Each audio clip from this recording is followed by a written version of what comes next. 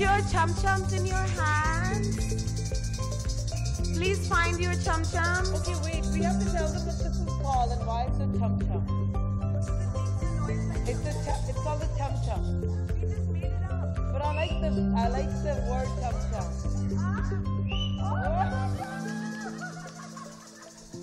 Hey, can you give us a dancing song? A different song? Sound team. Okay. Wait. Can you tell us sound team? Sound team. Does everyone have a chum-chum? Well, Chum-chum. steal your chum-chum from a different table. They're on the table. Manu, start. Guys, this is what Here. we're doing. No, come here. Okay. 1, 2, 1, 2, 3. 1, 2, 1, 2, 3. 1, 2, 1, 2, 3. Take it up. 1, 2, 3. 1, 2, 1, 2, 3. 1, 2, 1, 2, 3. 1, 2, 1, 2, 3. 1, 2. Get your chum-chum.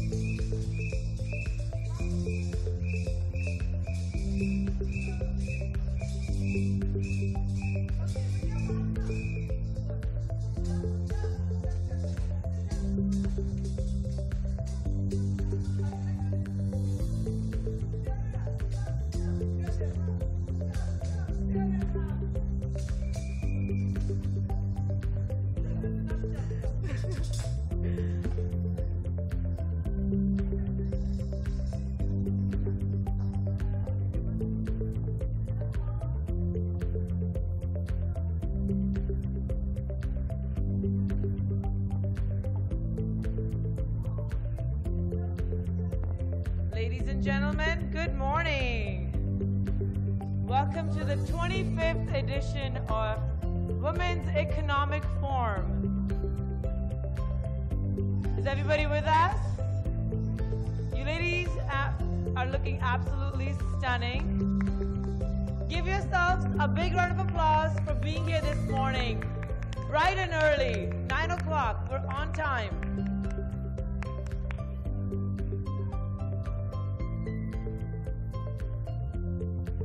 We're being live streamed on WEF TV and YouTube. So, and use the hashtags. Guys, please upload. Please keep up to date. I'm going to tell you the hashtags you're going to use, and you may or may not win some exciting gifts from Bio Ayurveda. I don't know. It's a WEF 19, annual WEF 19, Women Economic Forum, and hashtag all. So please,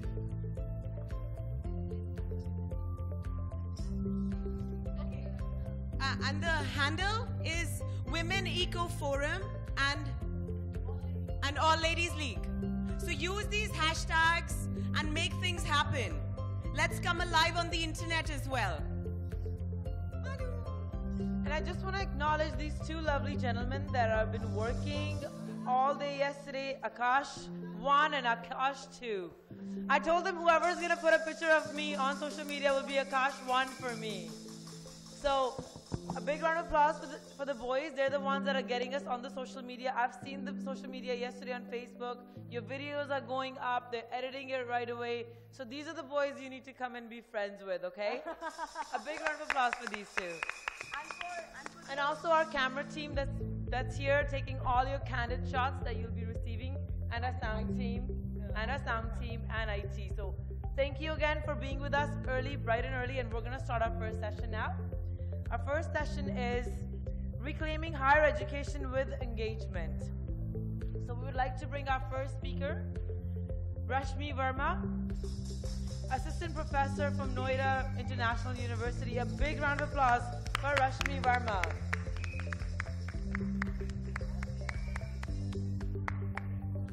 Next, I would like to bring Ashima Banker, Vice Principal and Professor, School of Planning, Anand National University. She'll be joining us in a little while. Dr. Sandra Lopez. This lovely, Welcome, colorful Sandra. lady coming all the way from Panama. She's a health researcher and a young role model for women in science. What a pleasure to welcome you.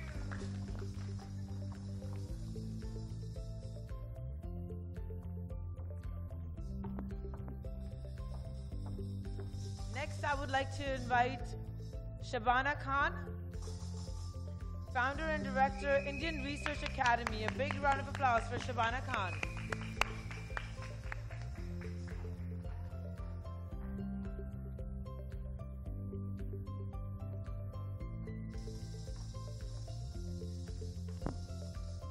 Next, I would like to invite Dr. Lamia J. Hayat, Associate Professor, Kuwait University, all the way from Kuwait. Welcome.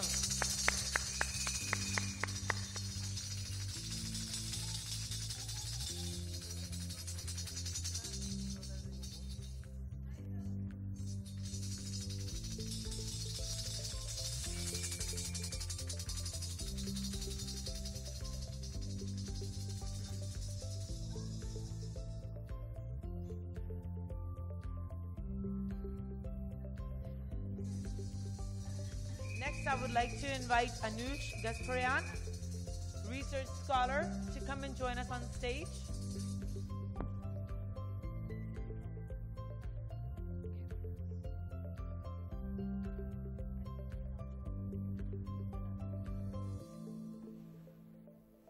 Next, I would like to invite Nilajan Bhoval, architect from Urban Planner. So we'll wait for some of the speakers. As they come up, we'll invite them to come up on stage. Also, there's a lovely lady who's keeping us on track with time. We want to thank her for being with us. A big round of applause for Chaitna. She's the reason why we're on track and on time. It's one of the hardest jobs of the entire conference. So thank you, Chaitna. With that, I would like to bring our first speaker on stage, Rashmi Verma. She's the assistant professor at Noida International University. Welcome. Hello, a very beautiful good morning to everyone.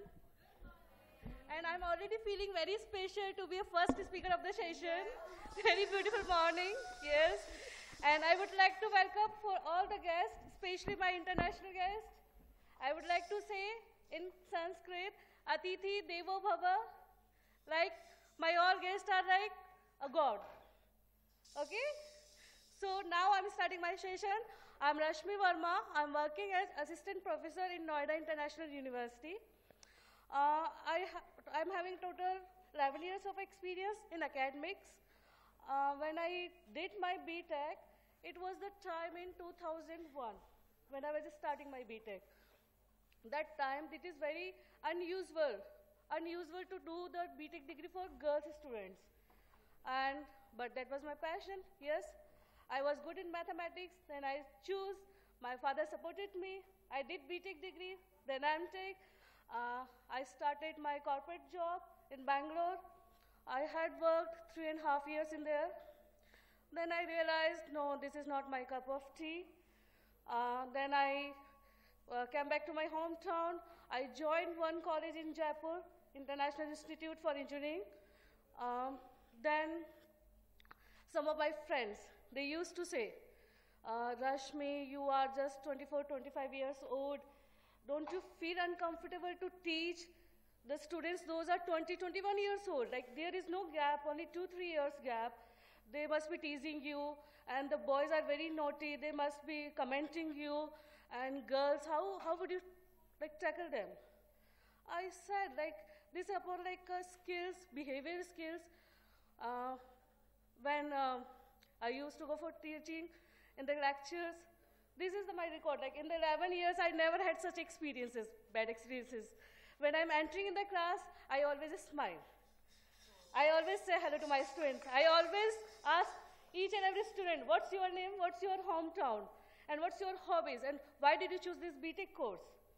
Then some students are saying, yes, I was good in this, I was good in this. Some students are saying, my father has forced me to join this BTech. Then I said, okay, this is first year. Just decide what you want to do. What's your passion? If you realize that this is not your field, just drop it. Because you cannot waste your 4 years with your father's hard-earned money. And the other students, like I always, when I'm taking the attendance, I always call them by name. Not by like roll number 21, roll number 20, never. And after having these experience, after marriage, I switched to New Delhi. I joined this Greater Noida, Noida International University. This is another exposure for me, having international students, variety of students. I'm having students from Nigeria, Angola, Ethiopia, Afghanistan, Thailand. Then I started to understand that when international students are coming from their country to India, how they are feeling. When I am conversation with my few students. She is my favorite student in final year. She has been Miss Africa India also in 2018. She was sharing her experience. Ma'am, when I came here, when I used to go in metro, people are staring at me like I'm like alien. Then I said, it happens with everyone, beta. You are like my younger sister. I will tell you, when I went to South India, Bangalore, people behaved same thing with me, like I'm an alien. When I told them like I'm from Rajasthan, I have done my degree from Ajmer, they always ask, there is desert? There are like girls having some ghungat, covering faces. But no, not like that. Then I told my student, dear, it happens everywhere. But you have to accept these challenges. And recently, unfortunately, like these incident happened for Mama attacks. And I have few Kashmiri students, girl. I was on holidays at my hometown, and some incident happened. She was having this hijab and going to university, having classes. Few local boys, not from my university, from local area, Greater Noida, they have come, and they were giving rape threat. They were saying, if you are coming this university, you would be kidnapped. You should leave this place. You go to Pakistan, you go to here and there. What? She came to me, ma'am, this has happened. Oh my God, you should tell me this time. We have talked to Dean, and Dean has taken the decision. Security has been increased, hostel. We have checked everything and provided the facilities to all Kashmiri girls. Then I asked my students, Zarka, how do you manage all things? Then she said, ma'am, kuch paane ke liye kuch to karna hoga. We have to face all these things if we want to do something, and we have, like if we want to achieve something in the life. Like I cannot go to Kashmir back and having my housewife that life. But when I see my international students, I really appreciate them. What the will they have, I always love them. And coming to my Indian student, last year I had one experience. One student from, I think MP, he was having lots of due papers in final year. He was saying, ma'am, I think I will drop BTech now. In the final year, you are realizing you will drop this. Why? Ma'am, I have 8, 9, 10 something due papers. How would I clear all these? These degrees, like none of using. I told him. I sent some motivational video to him. I told him, like, see, Dr. Abdul Kalam, Dr. Ambedkar life. How they were, that time they were managing with resources were not available. I will help you if you are having some doubts in the technical part. Please, you have to put some extra time for studies. But by the grace of God, he has finished his BTech degree. Now he's working in corporate in Bangalore. So I feel very blessed when I see my happy students. Yeah, thank you so much. Thank you. And thanks, Harbin, for having me. Thank you, Rashmi. Thank you for sharing your journey. And it makes us happy that people like you are creating the youth, our youth, who are going to run our country and the world tomorrow. And you do it with such pride. And we can see how authentic your happiness is when they're successful in what they're doing. So thank you for for carrying on your responsibility with so much care and kindness. Thank you.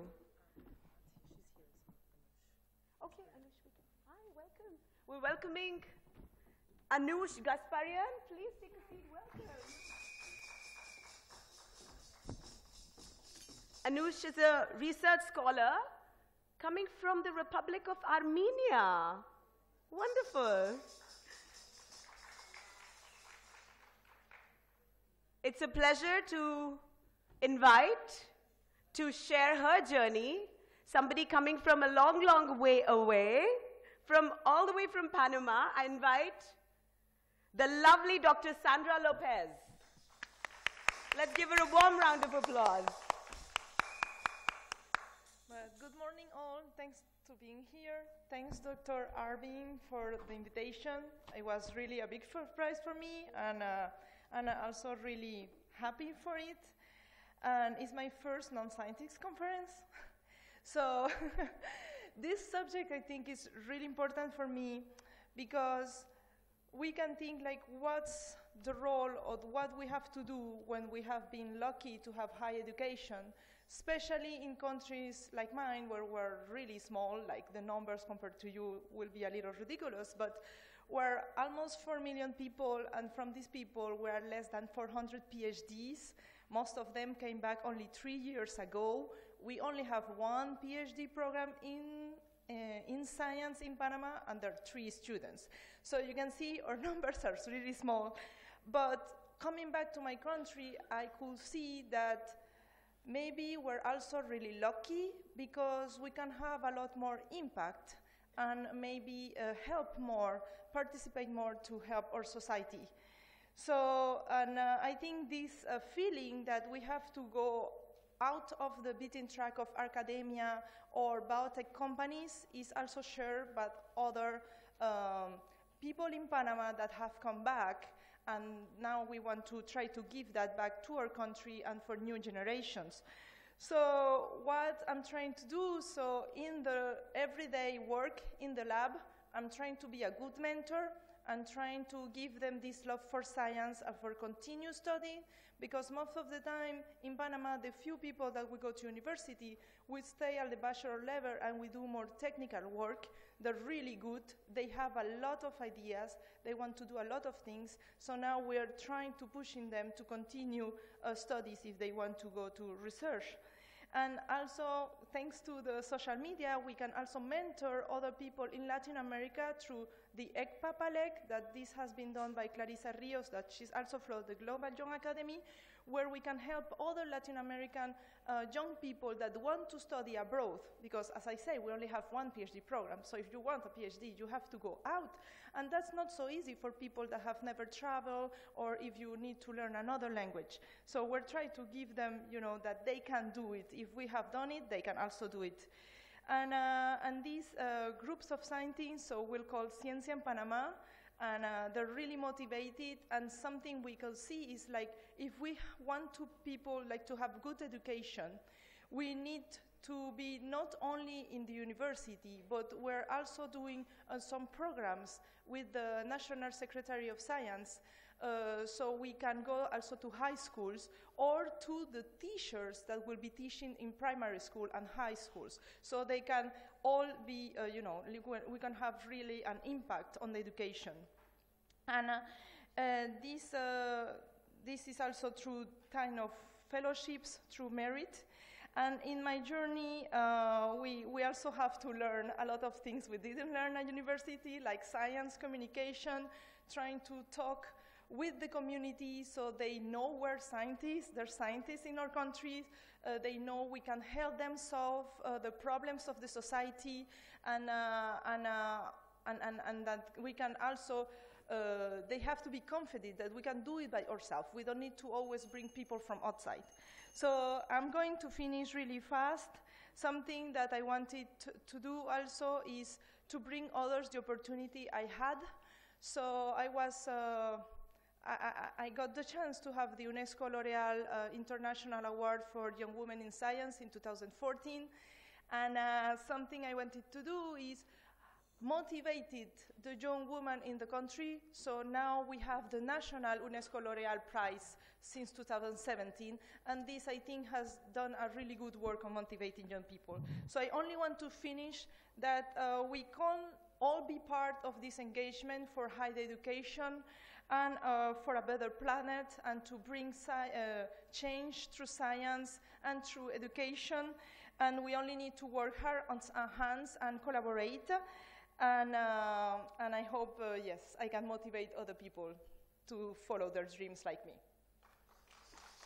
Thank you so much, Sandra, coming all the way from Panama and sharing your story with us, and really inspiring young women to get into the sciences and inspire them to really achieve the dreams that they want to. So thank you. A big round of applause for Sandra this morning. Next, I would like to invite Ms. Khan to come up on stage. She's the founder and director of Indian Research Academy. A big round of applause. Thank you. Very good morning to all of you. Thank you so much for being here, and thank you, Harbeen, for organizing such a wonderful platform. Thank you. Yeah. So we are here to talk about engagement for reclaiming higher education. So, and this is what the work I do, and I think this is the way to go forward for it. And I very much like the concept of soul sister because it reminds us that we are more than body and we are here to fulfill a bigger purpose. And same, if we look into the higher education in India, not just in India, but also globally, we are member of Global Young Academy. We are connected through all the world's leading scientists. So we know across the world, higher education is quite heavy on top. So there is hierarchy, there are like power play, there is a lot of tough competition that all the members go through. So, but if we look at the meaning of higher in spirituality, it means lighter. So we have to actually get lighter, even though despite we are being in higher education. And at this platform, we all women are, and also men, we are here for a common purpose. So I really want to acknowledge you for being here and supporting each other because that is the goal. And back to my journey, I did my PhD from New Zealand on natural hazards and disasters. And when I came back to India in 2011, my intention was to do great research and make a difference in the country in that domain. But I got to know there is no such research position that you can aspire to. And most of the faculty members and my professors, I asked them, I want to do research, and they were like, okay, start teaching at the university. So of course I followed their advice, and I was teaching at Delhi School of Economics, which is leading university in India, but I found there are certain gaps, basically gaps in the term of we are not too much engaging in the research communication. There are social interactions, but we are not working in the research domain to make a difference at the ground level. So I started a forum for students and academics to come at the same platform. And when we start engagement, sometimes it becomes, challenging also. So after that, after teaching all these universities, I found I want to do something, want to make difference in research. I started Research Academy in 2016. And my first student was my own teacher in the graduation. But my success was not having her, but my success is like making people to be inspired to do further research. So, and not just that, similarly, we had research consultant coming to us, and we are working with them, inspiring them to do research in a way which makes a difference. So I certainly vouch for that engagement is the way, and we are together here for a higher purpose. So let's fill the gap through engagement. Thank you so much.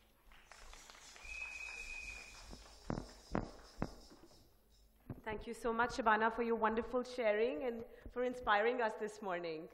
Lovely dose of inspiration. Thank you. I invite Dr. Lamia J. Hayat, welcoming Dr. Lamia coming from Kuwait. She's the Associate Professor at the Kuwait University. It's an honor to have you with us.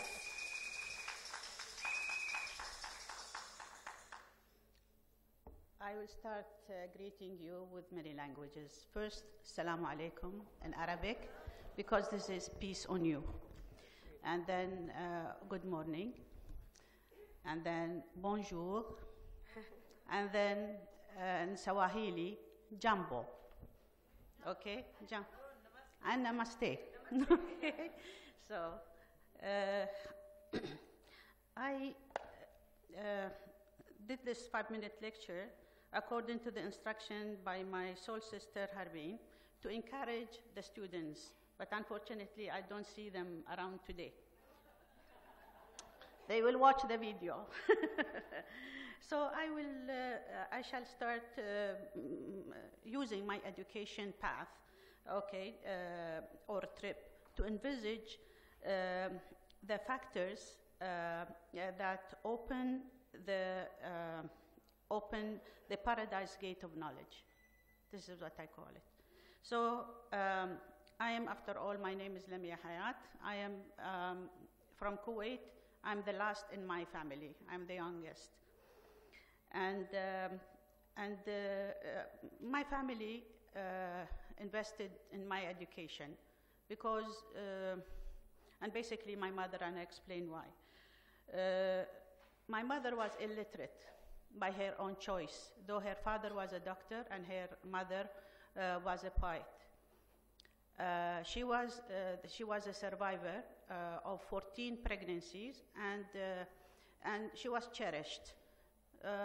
She was living in Basra on the river, and she preferred than going to school, going to her boat, canoeing, racing, swimming, but not learning. When she got married and she couldn't read our holy book, or she tried to learn from TV, but she learned English, not Arabic. It was very difficult. So she regret that she did not learn. And therefore, when it was time for me to go to the university, she encouraged me. You have to go, because I was the last and I was really stuck to her. So, and she didn't want me to go, but because she missed the education, she refused to stick to her and stay in Kuwait University. No, go abroad. You have to depend on yourself. You have to have your own character. In that act, I considered her an intellectual woman. Intellectual, all of us, we know that they say, oh, he is brilliant, he is intellectual, he created this. It's not that. Intellectual, what she explained for me is that she believed that human, especially the youth, should learn to give anything they have, okay, to their societies to make the progress and bring the change. That's the intellectual person. What they can give, what does the youth can give? They can give anything, including their time, kindness, money if they have, practice, prayers, help, treasures, anything, etc. Okay? Anything. Even if you help a blind to cross the street, that is a virtue in you, and you are intellectual. Okay? So,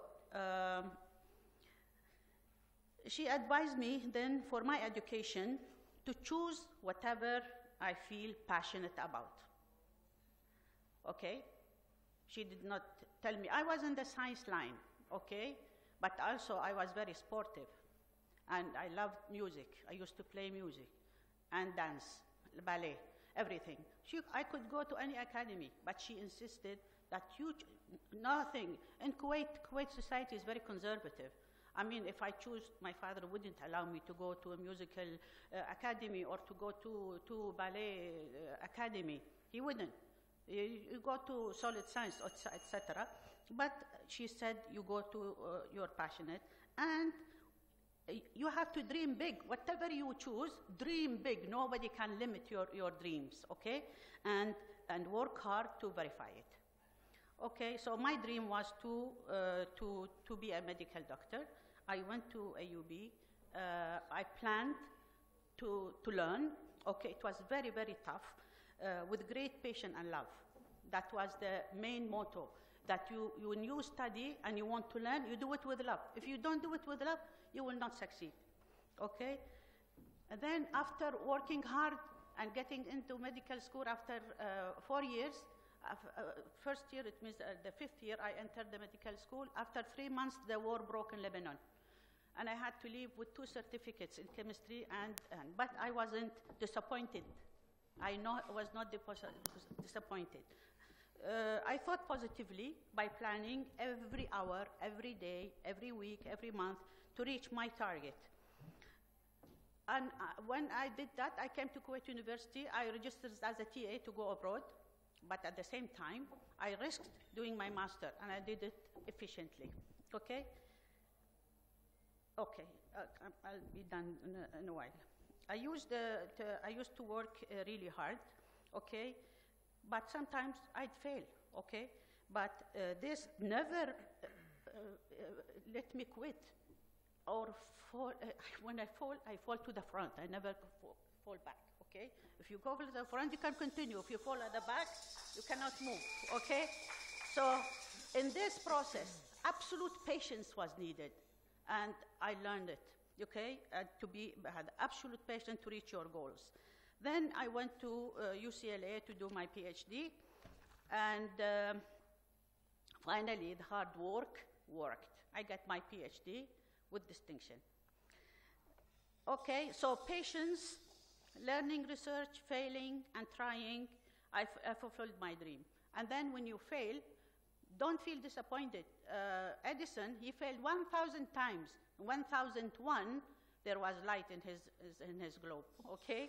So hope these steps would lead you to the paradise of the dream, of whatever you are doing. And I quit, yeah. Thank you. Thank you. Thank you so much. Thank you for sharing that this morning. I agree with you, Doctor. The more you fail, the more you learn, correct? So thank you for sharing that with us this this morning. Next, I would like to bring our next speaker, Anush Gasparian.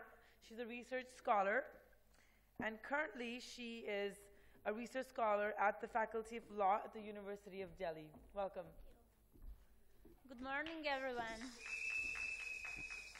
And for this inspiring morning, first of all, I would like to extend my gratitude to the real change maker, to Dr. Harbin.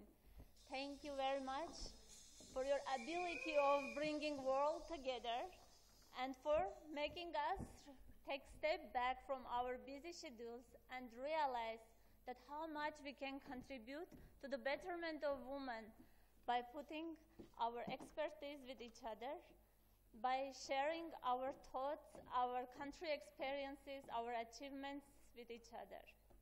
Well, moments like this are call for us to take time and think, what did I do? That to be privileged to stand here and share my insights with great people like all of you.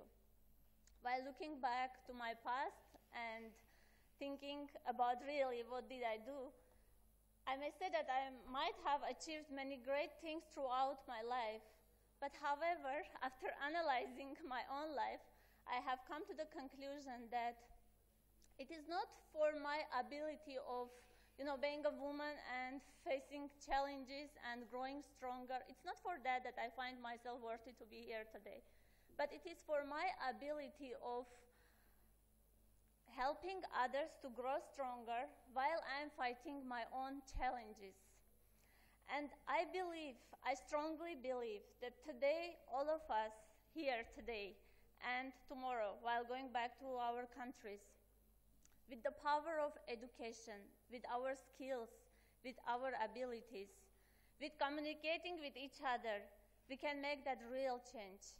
And we can make sure that every single girl out there is starting believing on her power of being self-sufficient, on achievement of her dreams and goals. And to be short, to conclude, I would like to just highlight one very important thing, that this is not a war against men, not at all. I just believe that this is a struggle against each and every member of this society. And I really believe that we all should start from ourselves, first of all. If you look back, there are many, many things which we as a woman yet think of that, this is not the thing that as a woman I am supposed to do or not to do. So, we are supposed to start from ourselves, from our children to grandparents, from our fathers to father-in-laws, from our mothers to mother-in-laws, from our friends, our relatives, everyone.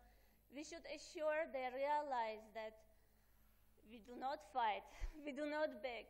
We just simply say that we inform them that we have a right to be self-actualized. Thank you. Have a wonderful day.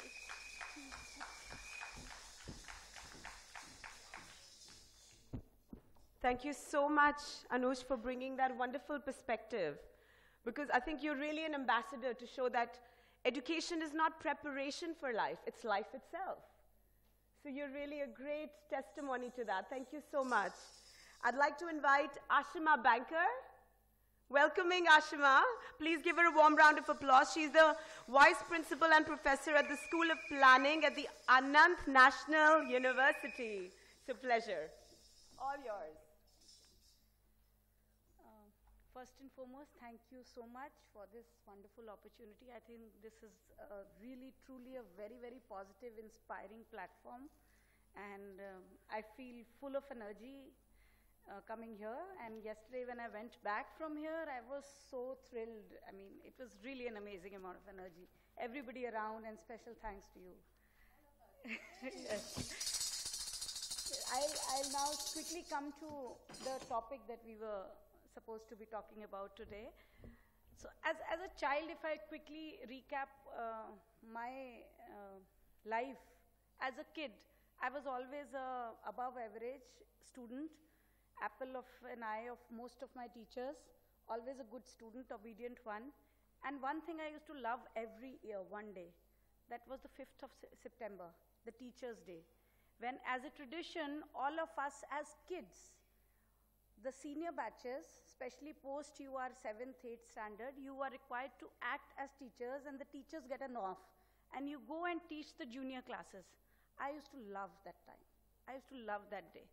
Little did I know that that's going to emerge into something that I'll become most passionate about. That's teaching. And I love my profession. Everybody is not that lucky to work what they love. And I love my work. I love what I do, and I do what I love. So I guess that's the thing that I couldn't be happier than this. And being a professor at my university, and particularly in the field of urban development and development sector, has given me a lot of opportunity to look at higher education with engagement, which is very, very critical when you're going to find solutions for people out there in the slums, people who are commuting by public transport, people who are suffering water scarcity, any kind of requirements that urban crisis that we are facing in our cities and even in our rural areas. Unless you go and be with them, unless you be with the stakeholders, the people who are actually are facing it, you can't find the real solutions. And that's how I develop my pedagogy, that's how I teach, and I encourage my team to also teach like that. So role plays, storytelling, being with the people. Some of our students many times go and live with the community for whom they are wanting to find solutions. So it's always, it's not about being an activist or not about being, trying to just raise your voice for unnecessary thing. But unless you put yourself in their shoes, how will you actually get it inside you and feel it? And then the solutions that will be there are not superficial. Those people actually take ownership of those solutions that you give. And that's how my system of my way of teaching has been, and that's how I feel that all fields, not just the development sector, every field should have higher education with involving with the students, with the stakeholders, with the people for whom you're working for. Because at the end of it, we all want a better world. I would just like to end with one small note, a small quote actually by Benjamin Franklin. You tell me and I may forget. You teach me, I'll remember. But you involve me and I'll learn. I guess that's the key. Yeah. Thank you, Amisha. I totally agree with you. Empathy is so important. Unless you put yourself in somebody's shoes, you will never really know what they're going through, what they're feeling. So I really appreciate that you're putting that into your education plan and the way you teach your students. So thank you for that. A big round of applause for Amisha Banker. Next, I would like to bring our last speaker for this morning session, Nilanjan Bhuval. If you can please come up on stage. He's an architect with Urban Planner. A big round of applause for Mr. Nilanjan Bhuval. Welcome, sir.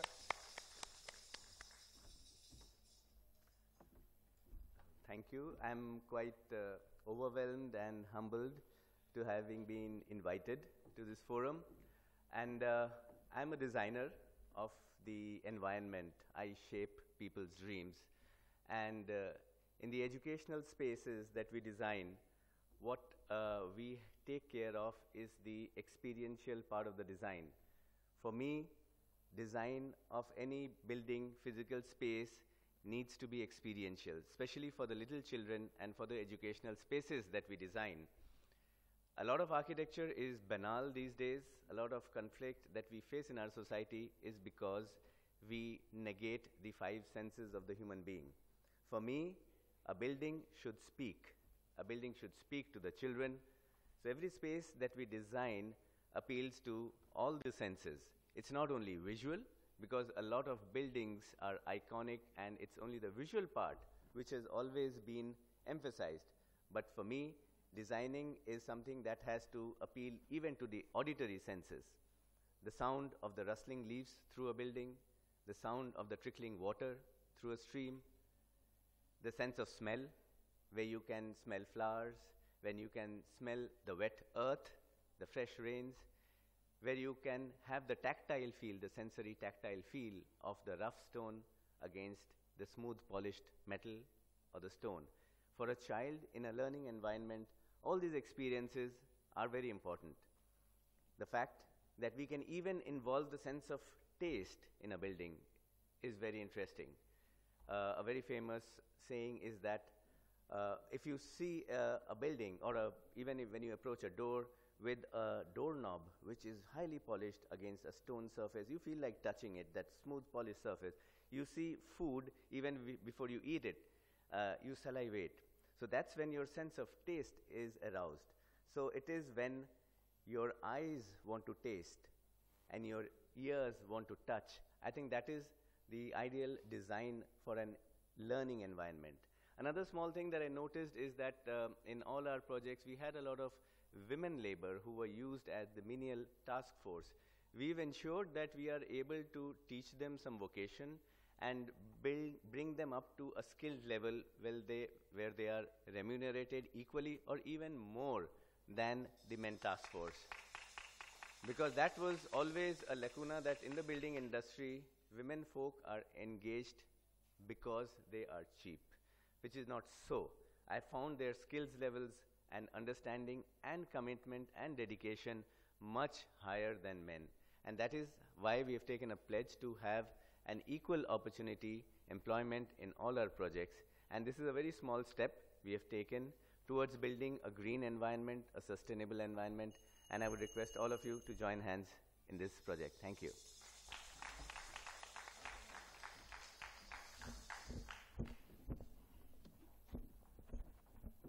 Thank you, Nilanjan. Lovely to hear from you. Thank you for creating intelligent, instinctive design values and for embodying those values in your students ahead. So that creates a whole league of them. Thank you so much. Thank you. With that, we come to a close of this absolutely enlightening session. I request Dr. Harbeen Arora to please give away the awards to these illustrious thinkers in higher management. We invite Rashmi Verma to accept her award as the iconic woman creating a better world for all at the Women Economic Forum in New Delhi 2019. Next, we would like to bring upon Amisha Banker to come up on stage and receive her Exceptional Woman of Excellence Award. A big round of applause for Amisha Banker.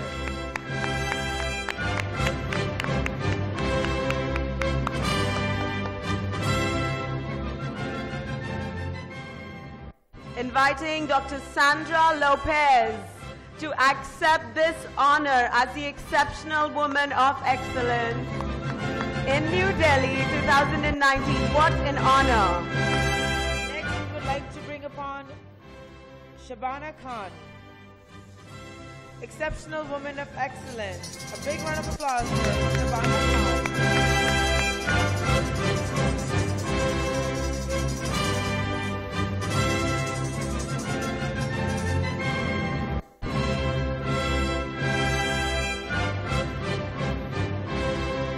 Inviting Dr. Lamia J. Hayat to accept this honor as the Exceptional Woman of Excellence.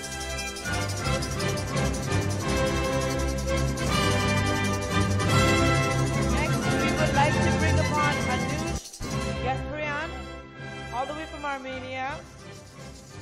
Exceptional Woman of Excellence Award. A big round of applause for Anush.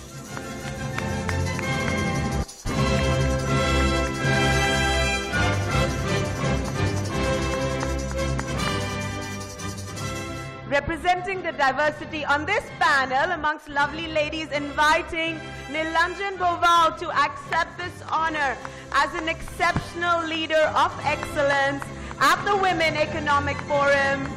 We congratulate you for the work you do. I request the ladies to come up for a group photograph.